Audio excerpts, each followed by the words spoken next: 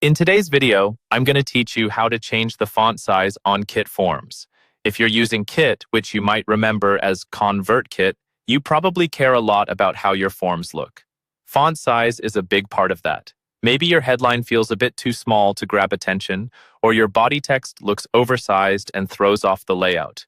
The good news is, adjusting it is quick and fully controllable inside the latest Kit interface. First, head into your Kit dashboard and look for the main navigation at the top. From there, click on Grow, then choose Landing Pages and Forms. This is where all of your existing forms live. Find the specific form you want to edit. You can either scroll through the list or use Search if you have a lot of forms. Once you've located it, click on that form to open the editor. When the form editor opens, you'll see a live preview of your form in the center of the screen. To change the font size, you won't be hunting through menus at first. Instead, click directly on the text you want to resize in that preview.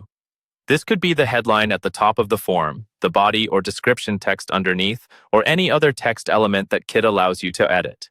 As soon as you click on a text element, look over to the right-hand side of your screen. You'll see the Styles sidebar appear or update for that specific piece of text. This panel controls how your text looks, including things like font, color, and spacing. In that Style sidebar, find the font size control. Depending on your version, it may be a slider you can drag left and right, or an input box where you can type in a number. Font size here is measured in pixels. A smaller number will make the text smaller, and a larger number will make it bigger.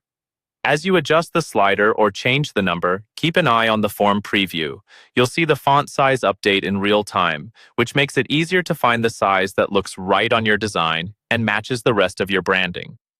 Take a moment to check how it looks on different parts of the form so it stays consistent.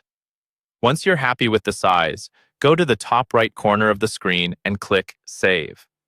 This step is important. If you forget to save, your changes won't be applied to the live form.